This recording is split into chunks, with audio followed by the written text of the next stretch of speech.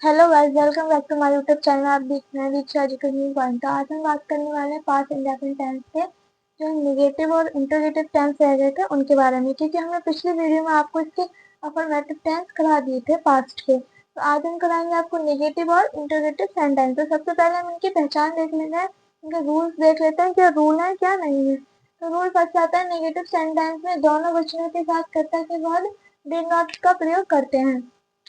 चाहे वचन एक हो या दो हो, दोनों में ही हम डिड नॉट का प्रयोग करते हैं और वर्ब की फर्स्ट फॉर्म लगाते हैं। रूल सेकंड है, यदि सेंटेंस में कभी नहीं आए तो नेवर का प्रयोग करते हैं। नेवर के साथ डिड नॉट नहीं लगाएंगे। अगर कभी नहीं आएगा तो नेवर लगाएंगे, डिड नॉट नहीं लगाते हैं, केवल वर्ब की सेकंड फॉर्म लगाते हैं।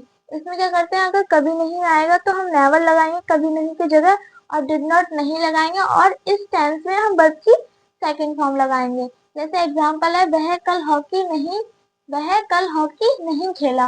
तो वह क्या है, ही, और ही के साथ हम डिड नॉट लगाएंगे, खेलने की प्ले, और हॉकी कल की यस्टरडे। हमने आपको बताया था कि जो टाइम है वो लास्ट में ही जाता है, इसलिए हमने लगा दिया यस्टरडे। सेकंड एग्जाम्पल हमारा, चपरासी ने घंटी नहीं बजाई। तो the peon did not ring the bell. बजाने की क्या आती है, रिंग, और घंटी की द बेल। तो the peon did not ring the bell. Number third आता है, मैं कभी देर से नहीं आया। तो आई और नेवर, कभी नहीं के लिए हम क्या लगा देंगे, नेवर।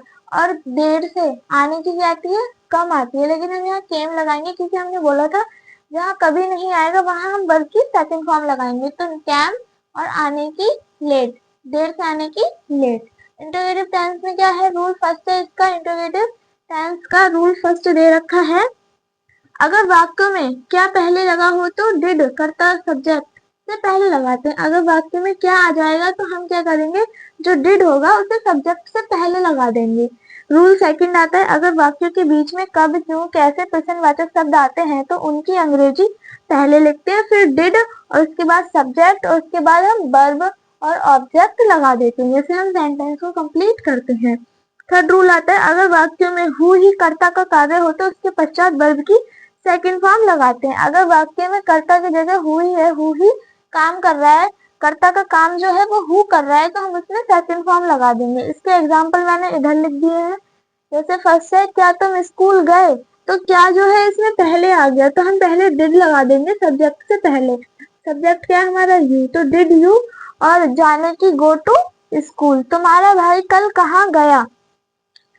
तो कहाँ आ गया बीच में, तो हमने बोला था कब, क्यों, कैसे, कहाँ, जो प्रश्नवाचक शब्द आ जाते हैं उनकी अंग्रेजी हम पहले लिखते हैं। तो कहाँ के लिए हमने पहले वेयर लगा दिया, उसके बाद डिड, और तुम्हारा भाई योर ब्रदर गया, गो, कल के लिए यस्टरडे। तो सेंटेंस हमारा, वेयर डिड योर ब्रदर गो इस यस्टरडे। थर्ड हमारे, कितने लड़के कक्षा में नहीं आए। तो कितने लड़के जो हैं, कितने से रिलेटेड क्या है, लड़के हैं।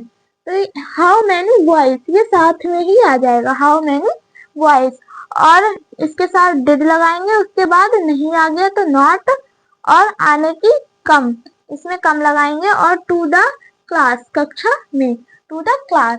तो आई होप आप सबको ये अच्छे से क्लियर हो गए होंगे, क्योंकि सेंटेंस बहुत ज्यादा यूजी है, बस हमें इसका अच्छे से कॉन्सेप्ट पता होना चाहिए कि कहाँ पर हमें क्या लगाना है, उसके बाद हम सेंटेंस आसानी से बना सकते हैं। तो अभी हमारे पास्ट के जो है हमारे इंडेफिनिट टेंस थे, जिसको हम सिंपल पास्ट बोलते हैं। अब इसके बाद हम पास्ट कॉन्टिन्यूअस टेंस कराएंगे, वो आपको नेक्स्ट वीडियो में मिलेंगे।